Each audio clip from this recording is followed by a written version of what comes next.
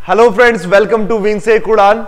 हमने reasoning start किया और रीजनिंग में हमने एनालॉजी टॉपिक स्टार्ट किया हुआ है। एनालॉजी में हमने लेटर एनालॉजी, नंबर एनालॉजी पढ़ लिया। अब जो लास्ट हमारी एनालॉजी रहेगी है वो है जीके बेस्ड एनालॉजी। जीके का मतलब जनरल नॉलेज लगा ले। जनरल नॉलेज में से आपको किसी भी टॉपिक में से क्या आ सकता है, क्वेश्चन आ सकता है। वो चाहे आपका किसी भी पोर्शन में रहे, चाहे वो आपका पॉलिटी में रहे, ज्योग्राफी में रहे, उसके बाद करंट्स में रहे, किसी भी पोर्शन से आपको क्वेश्चन आ सकता है। बस आपने कुछ नहीं करना, सिर्फ ये चीज देखनी है पहले दो का रिलेशन क्या है आपस में, सेम उसी का थर्ड का रिलेशन आपने ढूंढना है, फोर्थ वन के साथ क्या है रिलेशन। बस इतना काम करना है आपने। इस चीज के लिए आपने परफेक्शन, देखिए इसमें से क्वेश्चन आते हैं। लास्ट टाइम के अगर आप जेके एसएसबी के क्वेश्चन पेपर उठाएं तो वहां पे भी देखोगे आपको पुलिस सब इंस्पेक्टर में भी इसका क्वेश्चन मिला हुआ है, ठीक है, और जूनियर असिस्टेंट में आपको मिलेंगे क्वेश्चन इस तरह। तो बजाय आप स्किप करने के, आप बेटर है कि आप क्या करो, उसको प्रैक्टिस कर लो। एक दो मार्क्स से ही आप रह जाते हैं एग्जाम में लास्ट में सिलेक्शन होने से, तो एक दो मार्क को इतना इजीली जाने क्यों देना है। हालांकि उस चीज पे जिसमें इतना ज्यादा एफर्ट लगाने की भी जरूरत नहीं है, बिल्कुल इजी टॉपिक है, सिर्फ आपको प्रैक्टिस की जरूरत है। जहां पे मिलता है, जहां से क्वेश्चन मिलता है उसको प्रैक्टिस करो आप क्वेश्चन को, ठीक है। चलो स्टार्ट करते हैं अब हम जीके बेस्ड एनालॉजी। सबसे पहला जो टॉपिक है वो लगा लें, स्टेट्स के रिलेटेड है, ठीक है। असम आ गया।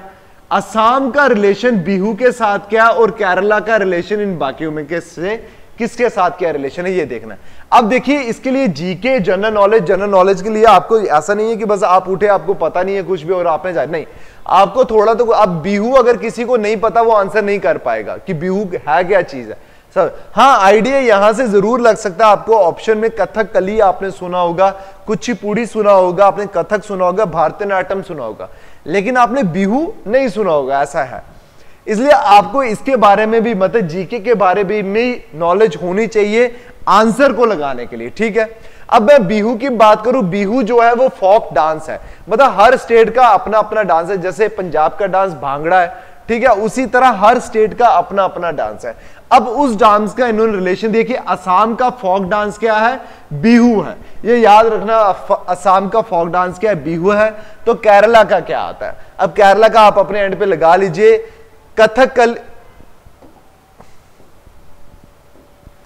कथकली आएगा, कुचिपुड़ी आएगा, कथक आएगा, भारतनाट्यम आएगा। भारतनाट्यम आपको पता है, भारतनाट्यम अगर नहीं भी पता तो देख लीजिए, तमिलनाडु का ये फोक डांस है। ये तमिलनाडु का फोक डांस कौन सा है, होता है भारतनाट्यम होता है। कथक कहां का है, कथक है यूपी का, उत्तर प्रदेश, ठीक है। और कुचिपुड़ी कहां का है, कुचिपुड़ी आ गया आपका आंध्र प्रदेश का, आंध्र प्रदेश का, ठीक है। और बचा कौन सा, कथकली। कथकली ही है जो किसका डांस है, फोक डांस है। केरला का फोक डांस कौन सा है, कथकली है। बाकी तीनों का मैंने आपको बता दिया, आंध्र प्रदेश, उत्तर प्रदेश और तमिलनाडु का कौन सा, भारतनाट्यम आ गया। ये क्वेश्चन सिंपली सॉल्व हो गया, बस इतना, आपका 1 मार्क आ जाएगा आंसर, ठीक है। अब सेकंड आ गया, सेकंड को देखिए, कांडला गुजरात का रिलेशन आपस में क्या है, जो कोची का इनमें से है। अब देखिए आपको अगर यहां से गुजरात कांडला में नहीं समझ आता तो कोची में आपको जरूर समझ आएगा। कोची आपने पोर्ट जरूर सुना होगा, पोर्ट जहां पे हम ट्रेड करते हैं जिनके थ्रू, ठीक है। हिस्ट्री में भी कोची का जिक्र है, तो सूरत का भी। तो कोची क्या है, पोर्ट है, जहां पे आप क्या करते हैं, शिप्स वगैरह आते हैं, ट्रेडिंग वगैरह होती है। तो कोची का रिलेशन इससे लगा लीजिए। गुजरात का अगर रिलेशन कांडला से दिया है, मतलब ये गुजरात में एक पोर्ट होगा कांडला, तो कोची में वो कौन सा पोर्ट होगा, कोची का पोर्ट, वो कोची जो खुद का पोर्ट है वो किस स्टेट में है, कर्नाटका में है, बिल्कुल नहीं है। केरला में है, हाँ बिल्कुल सुना होगा आपने, केरला में है, ना ही गोवा में ना ही चेन्नई में, ठीक है। कहां पे है वो, केरला में है। क्या, कोची पोर्ट जो है। और पोर्ट क्या हो गया, जहां पे आप जिसके थ्रू ट्रेडिंग करते हैं, जहां पे शिप्स वगैरह आके रुकेंगे, ठीक है। अब देखिए ये नेक्स्ट आ गया। अब देखिए कहीं से भी क्वेश्चन आएगा, मैंने आपको कहा लिमिटेड, मैं आपको यहां 50 करा दूं, 100 करा दूं, आप कहीं से भी ढूंढेंगे ना, अगर आपको मिलेंगे अनलिमिटेड क्वेश्चन, कहीं से भी मिलेंगे आपको किसी भी रिलेशन, बस आपने रिलेशन ढूंढ के निकालना है।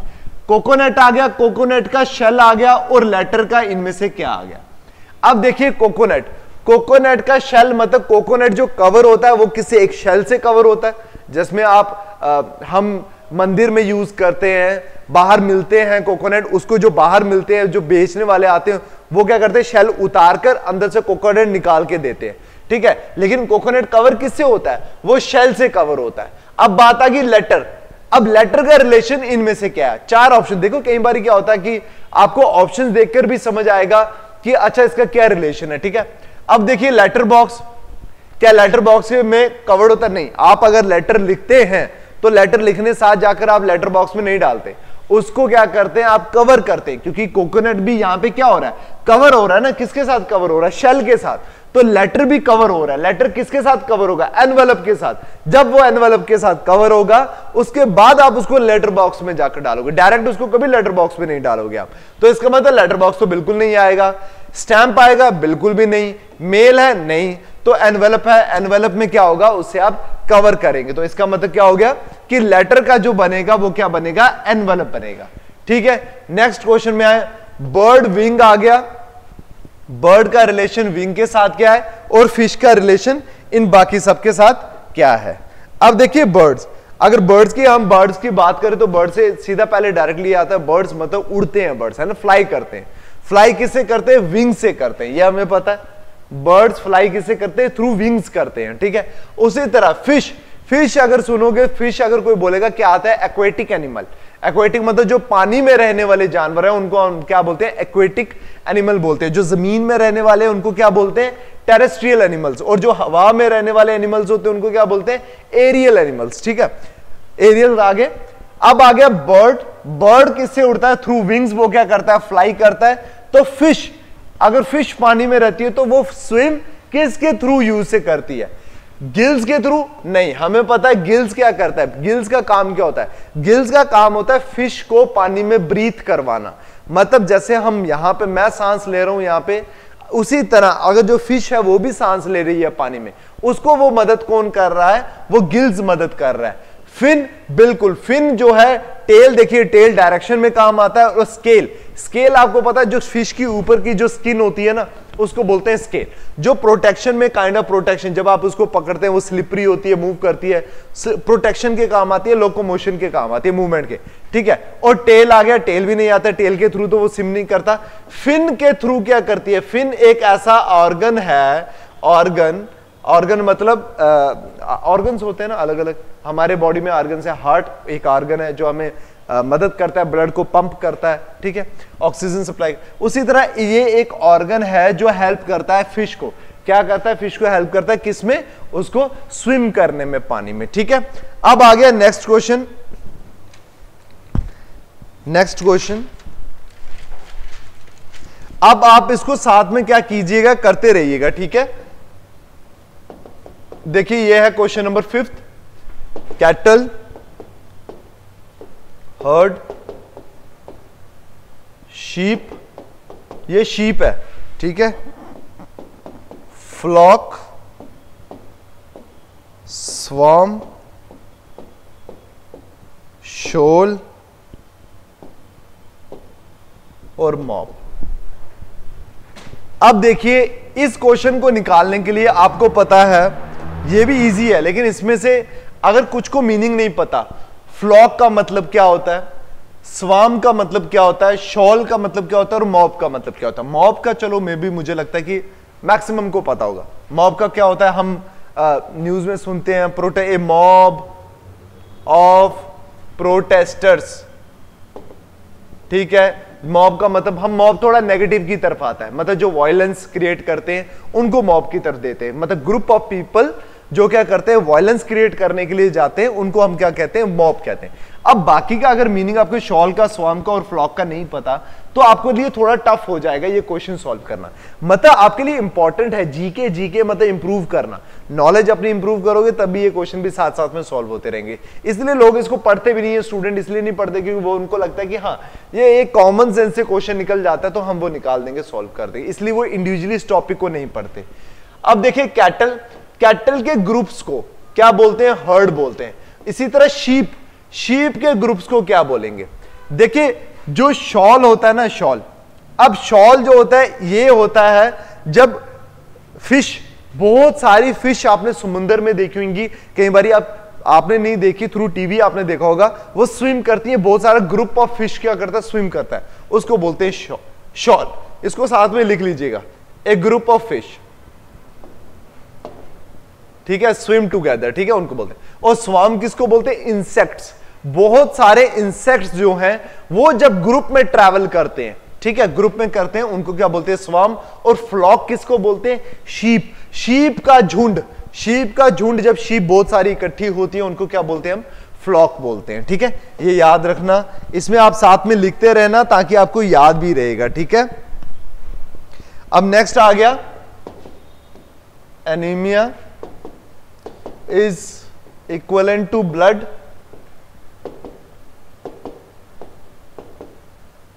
then anarchy is equal to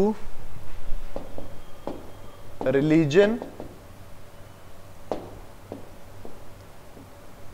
governance, monarchy,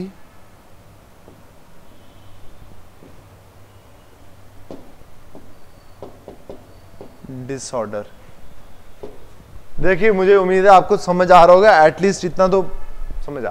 अब देखिए एनीमिया, हमने बहुत सारों ने सुना होगा, ये भी चीज देखते हैं हम कि ब्लड की जिसको कमी हो जाती है उसको क्या बोलते हैं, एनीमिया बोलते हैं। ब्लड की कमी के वजह से जो बीमारी, मतलब कहीं काइंड ऑफ ब्लड की कमी है, एनीमिया हो गया। ऐसे ब्लड की कमी की वजह से क्या हो गया, एनीमिया हो गया।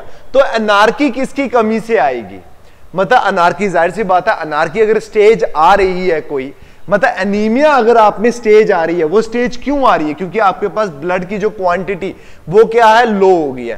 तो एनार्की की अगर स्टेज आ रही है, ये भी किसी रीजन की वजह से आ रही होगी, कुछ ना कुछ कम हो रहा है जिसकी वजह से एनार्की आ रहा है। अब देखिए रिलीजन, हमें पता है रिलीजन की वजह से कोई एनार्की नहीं, ये हमें नहीं पता, पता है हमें डिसऑर्डर यहां पे निकलता है, आराम से एलिमिनेट होता है। क्या डिसऑर्डर, किसका डिसऑर्डर की वजह से एनार्की आ रहा है, नहीं, हमें नहीं पता। मोनार्की आपने सुना होगा, मोनार्की क्या होता है, किसी देश में, किसी स्टेट में एक बंदे का रूल के अंदर जब चलता है उसको क्या बोलते हैं, मोनार्की बोलते हैं, ठीक है।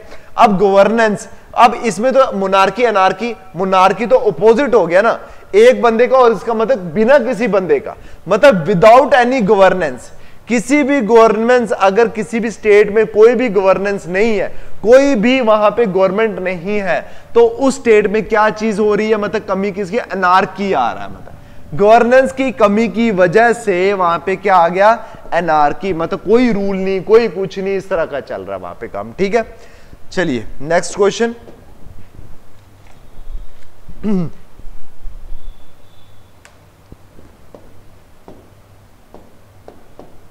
न्यूज़पेपर,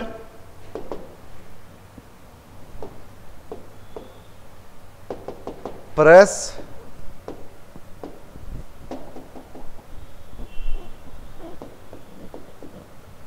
क्लॉथ का रिलेशन क्या है, टेलर, बी पार्ट, टेक्सटाइल,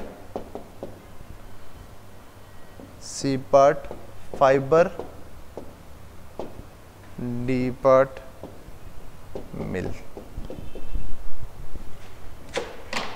अब कीजिए आप इसको,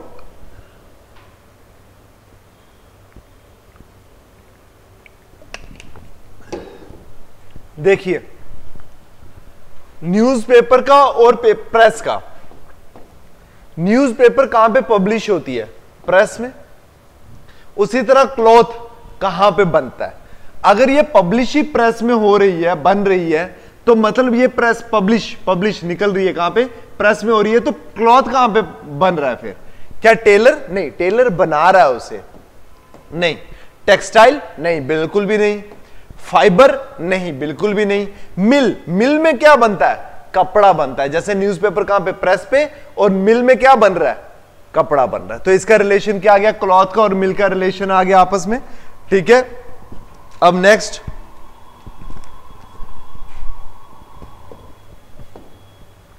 मुंबई, महाराष्ट्र,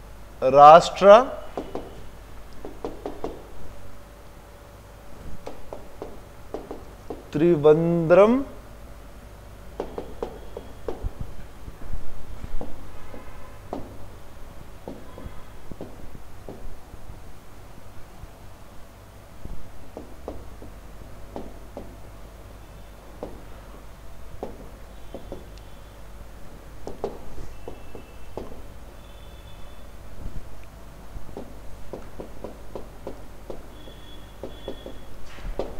अब देखिए आपका स्टेट्स एंड कैपिटल का काइंड ऑफ, महाराष्ट्र का आपको क्या पता है कैपिटल कौन सी है, मुंबई है। त्रिवेंद्रम किसकी कैपिटल है? अब जिसको कैपिटल में भी डाउट्स है वो नहीं निकाल पाएगा। अब अगर किसी को पता नॉलेज है कि त्रिवेंद्रम किसकी कैपिटल है तो वो भी निकाल आए। गुजरात की है? बिल्कुल भी नहीं है। कोलकाता की है? बिल्कुल भी नहीं है। सिक्किम की है? बिल्कुल भी नहीं है। केरला की है? बिल्कुल है। बाकी आप इसका देखिए, हर चीज जो चीज अगर मैं छोड़ रहा हूं, यहां पे एक ऑप्शन अगर आ रहा है तो बाकी तीन की भी नॉलेज कर लीजिएगा, बाकी का कैपिटल्स देख लो ताकि आपकी नॉलेज इंक्रीज हो जाए। ठीक है, कोई चीज अगर छूट रही है ना तो उसको कर लो अपने एंड पे, एक्स्ट्रा नॉलेज कहीं ना कहीं आपको जरूर डेफिनेटली काम आएगी। ठीक है, नेक्स्ट क्वेश्चन आ गया आपका क्वेश्चन नंबर 9, एक्टिंग, थिएटर और गैम्बलिंग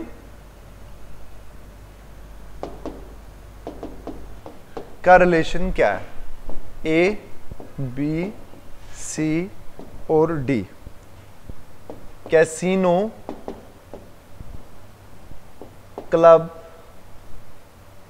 बार और जिम।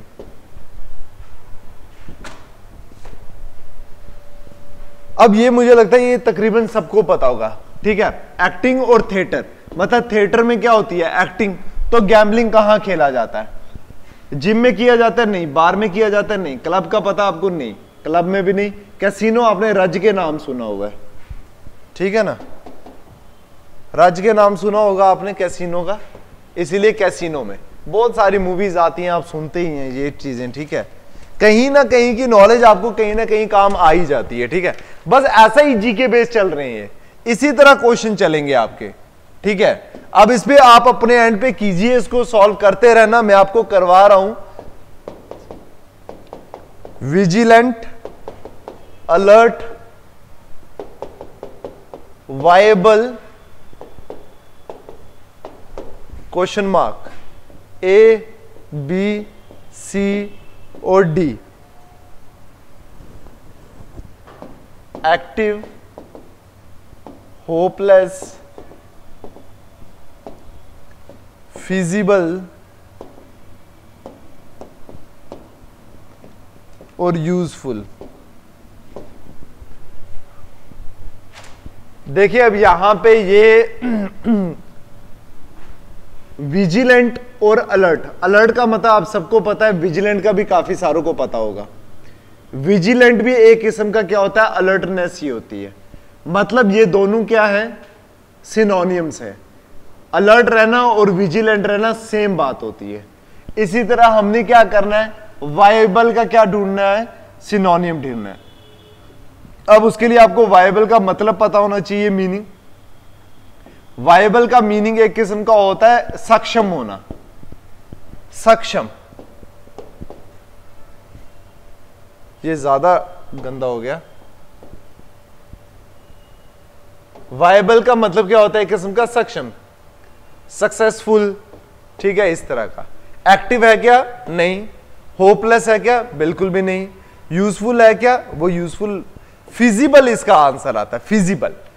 ठीक है, फिजिबल भी क्या आता है, फिजिबल का मतलब और वायबल का मतलब बिल्कुल सेम होता है। यूजफुल क्या है, यूजफुल किसी चीज का यूज में आना या फिर इस तरह हो गया। ठीक है, एग्जैक्टली सिनोनिम नहीं है इसका। जो इन सारों में से जो मोस्ट अप्रोप्रिएट है वो है फिजिबल, इसलिए इसका आंसर क्या है, feasible.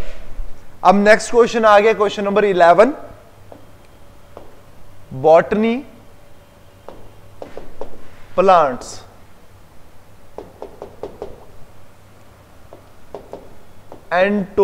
Entomology, question mark, A, B, C और डी।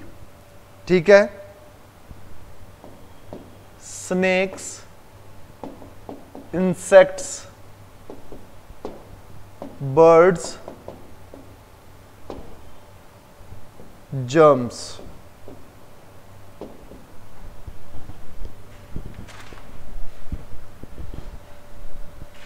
अब देखिए बायोलॉजी हमें पता है,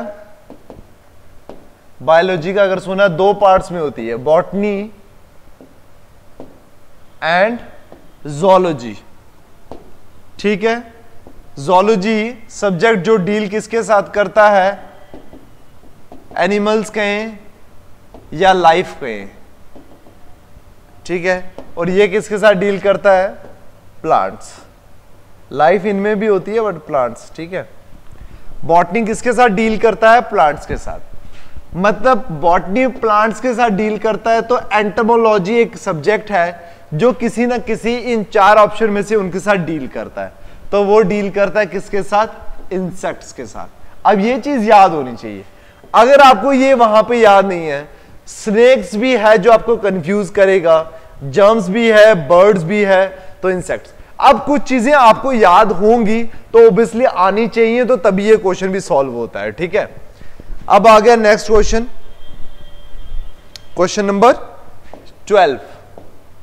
wax, wane, zenith, question mark, nadir, bottom, C आ गया फॉल, डी आ गया डेप्थ। अब देखिए इसमें वैक्स का, आपने वैक्स मून का भी सुनते हैं हम, वैसे वैक्स और वेन, वेनिंग और वैक्सिंग और वेनिंग भी एक प्रोसेस होता है। वैक्सिंग में जिसमें बहुत ज्यादा आपको दिखती है कोई चीज, और वेनिंग में जिसमें बहुत कम दिखती है। ये मून और अर्थ और सैटेलाइट्स के बीच में भी होता है ये प्रोसेस। मतलब वैक्सिंग में बहुत ज्यादा और वेनिंग में बहुत ज्यादा कम। मतलब ये क्या, ऑपोजिट है दूसरे एक दूसरे के। अब उसी तरह जेनीथ, जेनीथ का मतलब ये होता है, ये एंगल्स में भी देखा जाता है, या फिर इसका मतलब ऐसे कोई ऐसा पॉइंट जिसमें बहुत मैक्सिमम में कोई चीज हो। कोई एंगल जब बिल्कुल मैक्सिमम में हो, जैसे एंगल हम बात करते हैं ये 0 डिग्री है। अब देखिए मैं आपको बताऊं ये कितना होता है, ये 180 डिग्री होता है। यहां से लेके यहां तक कितना, 180 डिग्री होता है। अगर मैं इसमें बात करूं कि आपका मैक्सिमम इन एंगल्स में कौन सा पोजीशन है जिसमें एंगल मैक्सिमम होगा, तो वो कौन सा होगा, वो होगा 90 डिग्री आपका। मतलब ये किसका पोजीशन है, ये मतलब ये ज़ेनिथ है इसका। मतलब 90 डिग्री क्या है, ज़ेनिथ, मतलब मैक्सिमम है उस पॉइंट में। अब इनमें से कौन सा पॉइंट है जिसमें वो क्या होगा, बिल्कुल ऑपोजिट, मतलब बिल्कुल मिनिमम होगा। अब देखिए डेप्थ, नहीं, डेप्थ इसका ऑपोजिट नहीं बनता। ठीक है, फॉल बिल्कुल भी नहीं, बॉटम भी नहीं, नादिर इसका क्या है। अब ये देख लीजिए कुछ वर्ड्स है ना, जैसे वैक्स के साथ वैनिंग जुड़ता है, उसी तरह अब वैक्स के साथ में कुछ और नहीं, जो ये दोनों आपस में ही वर्ड्स हैं। ठीक है, उसी तरह बॉटम, फॉल, ये इनमें से कोई भी नहीं आएगा। ज़ेनिथ और नादिर ये दोनों क्या है, बिल्कुल ऑपोजिट है आपस में। ठीक है, अब आ गया next question number 13। Head, cap, finger, A, B, C और डी। ठीक है, ग्लोव, थिम्बल, नेल और नंब। नंब है ये, नंब। ठीक है, अब देखिए हेड और कैप। आप हेड आ गया सिर, सिर में कैप क्यों डालते हैं आप, सिर को कवर करने के लिए, हेड को कवर करने के लिए। ये रिलेशन बनाना, उसका यूज देखना आपने। ठीक है, आप सिर में कैप क्यों डालते हो, हेड को कवर करने में। फिंगर में क्या करना है, कौन सी चीज डालनी है, फिंगर को कवर करने के लिए। ठीक है, ग्लव क्या फिंगर को कवर करता है, बिल्कुल करता है, लेकिन वो फिंगर के साथ साथ पूरे हाथ को भी कवर करता है। तो ये नहीं है, बात आया सिर्फ फिंगर को कवर करने के लिए। थिम्बल, थिम्बल का मतलब अगर आपको नहीं पता तो आप जरूर यहां पे कंफ्यूज, थिम्बल और नंबर में जरूर कंफ्यूज। नेल तो चलो सीधा ही एलिमिनेट होता है ना। अब थिम्बल का मतलब यहां पे रखिए कि थिम्बल एक मेटल कैप होती है, एक मेटल कैप होती है जो आप फिंगर्स में डालते हो जब आप सुई धागे से कोई चीज सिलाई करते हो, तब आप वो डालते हो। क्योंकि सुई जब आप धागा करेंगे, कभी इस कपड़े से मोटा कपड़ा हो, यहां से निकालो, कहीं और से सुई निकलती है, फिर वो यहां पे हाथ में भी लग जाती है। इसलिए क्या करते हैं हम, एक मेटल कैप डालते हैं ताकि आपने क्या करे उसे प्रॉपर्ली हो सके, ठीक है। दर्द भी हो जाती है एक टाइम। जो हम ये बटन वगैरह सिलते हैं इसका नहीं, ये तो छोटा टेम्परेरी काम, जिनका काम ही सुई का काम है उनको ये डालनी पड़ती है, ठीक है। इसलिए कि क्या आ गया इसका आंसर, थिम्बल आ गया। अब नेक्स्ट आ गया 14, ओशन, पैसिफिक, आइलैंड और दिया A, B, C and D, Greenland, Ireland, Netherland और बोर्नियो। अब देखिए इसमें क्या आया, ओशंस हमें पता है कितने ओशंस होते हैं। अब देखिए ये आपका कुछ होमवर्क लगा लीजिए, ओशंस में आप मुझे बताएंगे कमेंट्स करके कितने ओशंस होते हैं हमारे और कौन कौन से ओशंस होते हैं, ठीक है। ओशंस में सबसे लार्जेस्ट ओशन होता है कौन सा, पैसिफिक। आप कमेंट करते हैं, आपस में रिप्लाई करते हैं तो उससे दूसरे को भी फायदा होता है, ठीक है। इसलिए कमेंट करके बताइएगा ओशंस कितने होते हैं, ठीक है। पैसिफिक उनमें लार्जेस्ट होता है। आइलैंड में भी हमने क्या देखना है, लार्जेस्ट। ये सारे आइलैंड्स हैं लेकिन इनमें से सबसे लार्जेस्ट जो आइलैंड होता है वो कौन सा होता है, ग्रीनलैंड होता है, ठीक है। ग्रीनलैंड आइलैंड जो होता है वो कौन सा होता है, सबसे लार्जेस्ट होता है। लार्जेस्ट की बात चली ना, ओशन में पैसिफिक सबसे लार्जेस्ट और उसी तरह वो लार्जेस्ट आ गया, ठीक है। हमारा 14 हो गया। अब नेक्स्ट आ गया 15, mango, fruit, potato, what,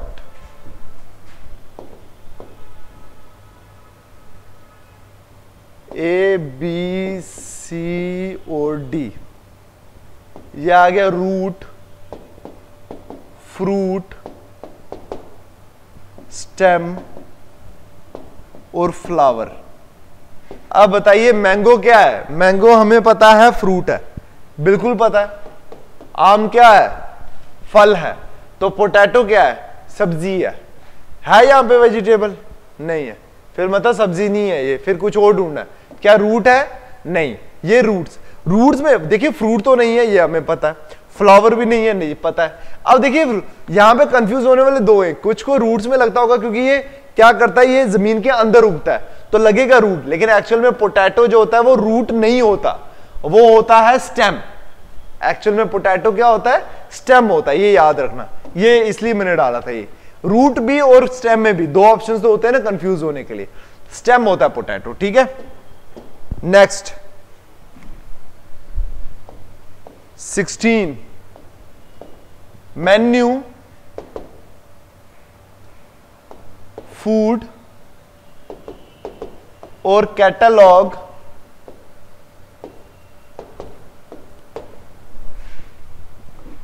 A rack, B C D,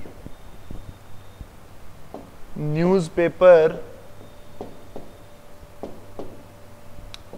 library और बुक्स। अब बताओ, देखो मेन्यू, फूड, जब आप किसी रेस्टोरेंट में जाते हैं तब आपको सबसे पहले क्या दिया जाता है, मेन्यू। मेन्यू में क्या होता है, सारी की सारी खाने की आइटम्स होती हैं। फूड मेन्यू में क्या होता है, खाने की आइटम्स मेंशन होती है, मतलब फूड वहां पे मेंशन।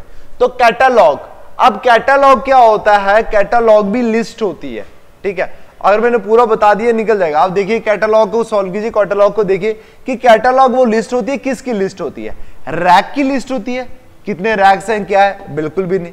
न्यूज़पेपर की लिस्ट होती है, नहीं, बिल्कुल भी नहीं होता। लाइब्रेरी की लिस्ट होती है, नहीं, बिल्कुल भी नहीं लिस्ट होती है। कौन कौन सी लाइब्रेरी, बुक्स की लिस्ट, मतलब आप किसी लाइब्रेरी में कहीं पे जाएंगे अगर, तो वहां पे एक बड़ी बड़ी लाइब्रेरी, वहां पे एक कैटलॉग दिया जाएगा किस रैक में कौन सी बुक्स, मतलब बुक्स की लिस्ट होगी और वो किस रैक में, किस पोर्शन में, किस सेक्शन में होगी, वो मेंशन होगा कहां पे, कैटलॉग में मेंशन होगा, ठीक है।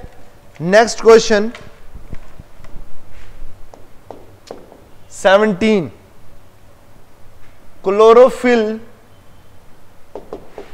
Plant haemoglobin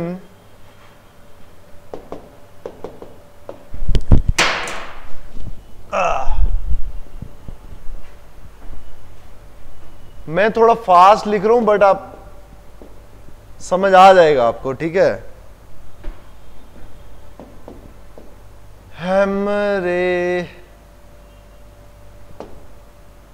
haemorrhage blood oxygen और रेड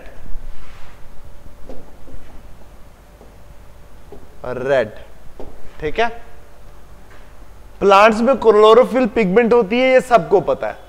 और इसी पिगमेंट की वजह से क्या होता है, इसे क्लोरोफिल से खाना भी बनता है और इस पिगमेंट की वजह से क्या होता है, प्लांट्स ग्रीन शो होते हैं।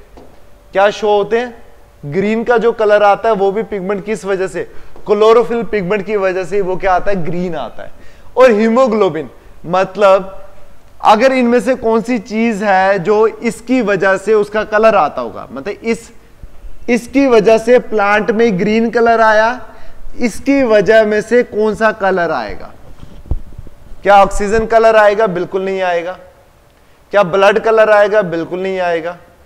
क्या हेमरेज का मतलब होता है खून निकलना, ठीक है। कोई चीज आपकी मतलब नस वगैरह कट जाए या कहीं से खून निकलता है उसको हेमरेज बोलते हैं, ठीक है। रेड कलर आएगा, किस में आएगा? ब्लड में। क्या आएगा आपका? रेड कलर आएगा। लेकिन इसमें एक्चुअल में कलर रेड, यहां पे ये नहीं, बिल्कुल भी नहीं, ये मैंने आपको कलर का यहां पे बात नहीं की है, इन्होंने यहां पे नहीं किया प्लांट्स का ग्रीन आएगा। अगर यहां पे ग्रीन होता तो हीमोग्लोबिन का रेड होता, बट यहां पे ग्रीन नहीं है, यहां पे प्लांट मेंशन है। इसी तरह यहां पे ब्लड आंसर आएगा। ब्लड क्यों आएगा? क्योंकि ब्लड, इसकी वजह से रेड जो होता है वो ब्लड होता है, तो ब्लड की बात यहां पे चले तो ब्लड यहां पे आएगा। देखा, इन्हीं दोनों ऑप्शन में इंसान कंफ्यूज हो सकता है, ठीक है।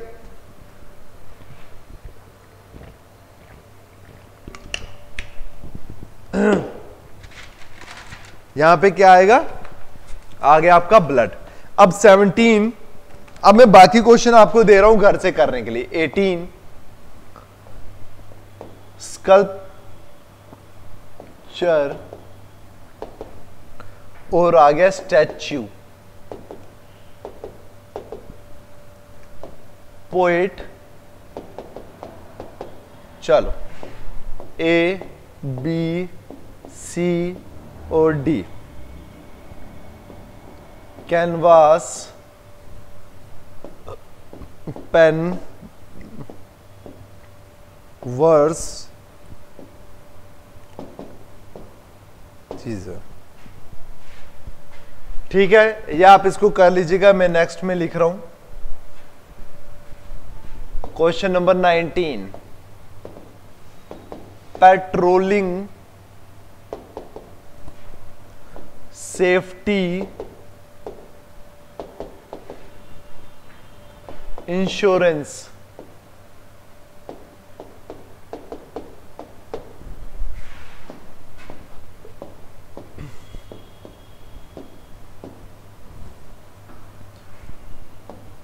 Finance policy money protection.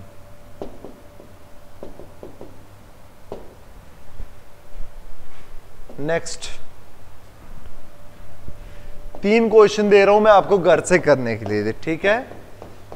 Accommodation, rent, journey,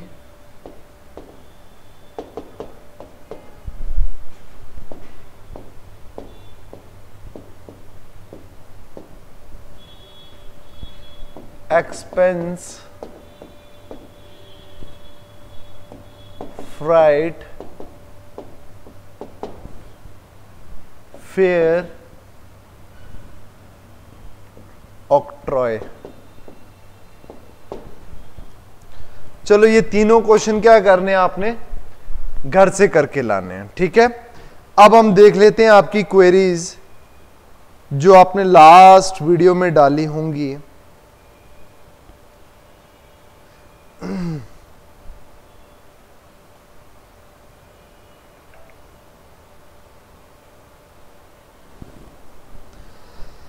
thank you once again उन सभी स्टूडेंट्स को लिए जो इतने अच्छे कमेंट्स करते हैं, सब करते हैं, जो अच्छे अच्छे कमेंट्स मोटिवेटिंग के लिए। मैं भी मोटिवेट होता हूं आपके कमेंट्स देखकर काफी ज्यादा, और मैं बहुत ग्रेटफुल हूं उन स्टूडेंट्स का जो इतने अच्छे कमेंट्स करते हैं। ठीक है, अब नेक्स्ट आ गया बात। राफिया जी, आपका जो क्वेश्चन होमवर्क के लिए था बिल्कुल ठीक है, ए ऑप्शन बिल्कुल ठीक है यहां पे, और STUV यही ऑप्शन है, बिल्कुल ठीक है। और मुझे लग रहा है ये सब ने यही आंसर लगाया हुआ है। ठीक है, और ये आंसर बिल्कुल ठीक है जो आपने लगाया +14 करके, उस तरह भी लिंक कर सकते हैं आप। ठीक है, और अगर मैं अदरवाइज अगर आप इसको अपने एंड पे आपने जिस तरह भी निकाला हुआ है सबने साथ में अगर आप निकालते हैं तो अपना जरूर, जैसे ये राफे जी ने यहां पे अपना कंसेप्ट मेंशन किया, कंसेप्ट जरूर मेंशन किया करो। कंसेप्ट मेंशन करने से ये हो जाता है कि बाकी को भी पता लग जाता है कि आपने किस कंसेप्ट्स के साथ सॉल्व किया हुआ है। अगर मैं यहां पे थोड़ा करता हूं इसको, मैं आपको बताता हूं मैंने कैसे किया और बाकी अगर किए, क्योंकि क्वेश्चन ठीक है, बाकी सबने कैसे किया है मैंने आपको पहले बताया। ये क्वेश्चन ऐसे कि किसी भी कंसेप्ट के साथ क्या हो जाते हैं, ये सॉल्व हो जाते हैं। ठीक है, ये आ गया, ये था हमारा।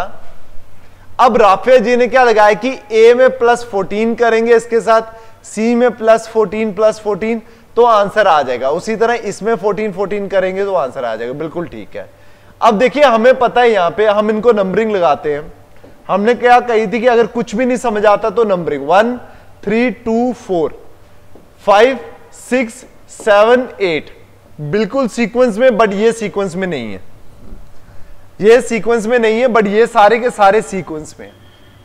अब इसमें क्या करते हैं, ए में +2 हुआ, सी आया, सी में -1 हुआ, बी आया, बी में +2 हुआ, डी आया, और डी में +1 हुआ तो E +1, F +1, G +1, H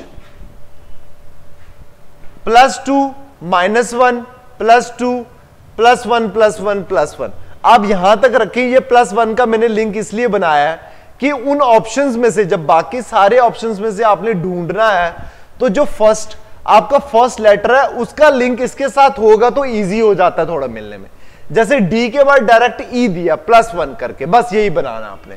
यहां पे ओ पी ओ क्यू, यह आ गया ओ का कितना हो गया 15, क्यू का कितना हो गया 17, पी का कितना हो गया 16, 18।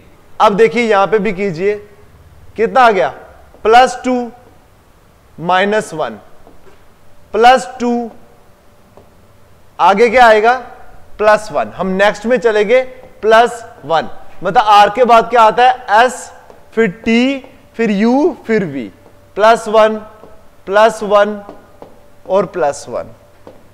सारे कंसेप्ट अपना लिख दिया करो, आपको भी समझ आ जाए, बाकियों को भी समझ आ जाए। ठीक है, बाकी जैसे राफे ने किया बिल्कुल ठीक है। अब बात रही क्वेश्चन नंबर 5 की। हरे कृष्णा ये बोल रहे हैं कि MLKN इनका आंसर ये होना चाहिए, और मैंने क्या लगाया था अब मुझे वो याद भी नहीं मैंने। अब देखिए इन्होंने, इनकी भी ये एक अच्छी बात है कि इन्होंने पूरा यहां पे एक्सप्लेन करके बताया। अगर मैं बाकियों का बताऊं ना तो बाकियों ने एक्सप्लेन नहीं किया, बस उन्होंने कहा कि आंसर क्या होना चाहिए MLKN होना चाहिए, बट कैसे होना चाहिए वो कंसेप्ट उन्होंने नहीं बताया। अब बताइए ना तो मुझे समझ आ जाए कि अगर ये बात बता रही है बिल्कुल ठीक है, ये जिस हिसाब से बता रहे हैं। ठीक है कि MLKN, मैं क्वेश्चन लिख लेता हूं एक बार यहां पे।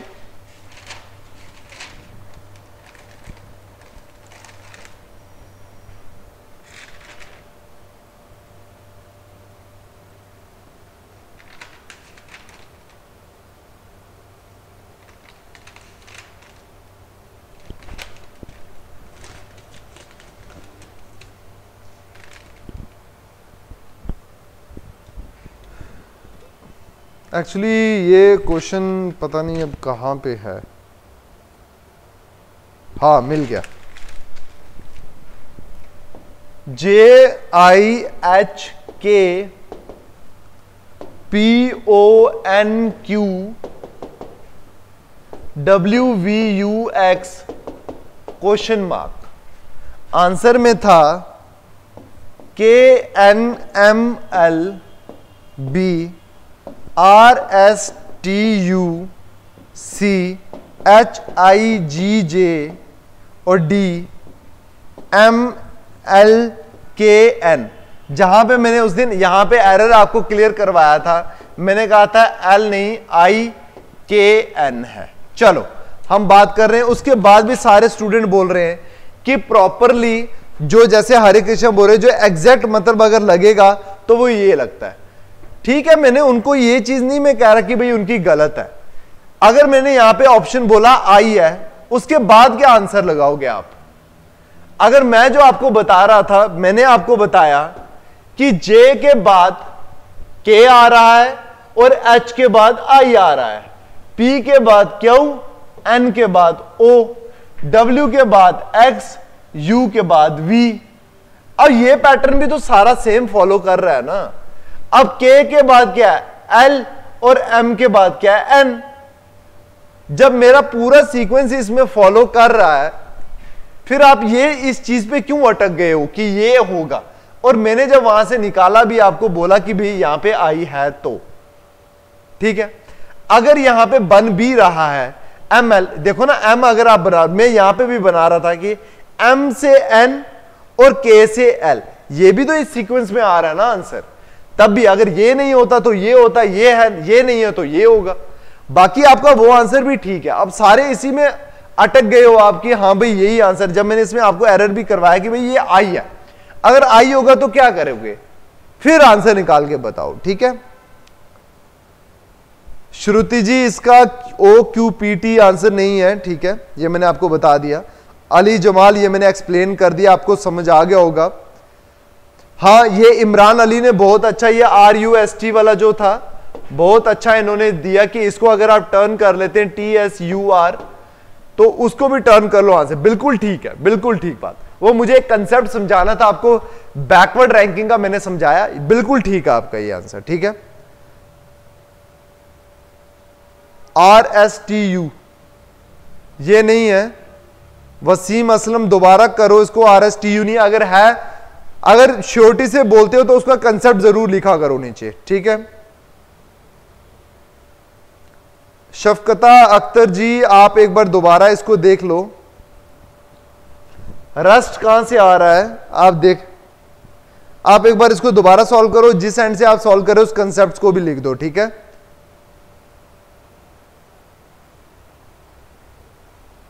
कोई बात नहीं वसीम जी, हो जाता है, ये लिखने में भी गलती हो जाती है। चलिए मुझे लगता है मैंने सबका रिप्लाई या आंसर कर दिया है।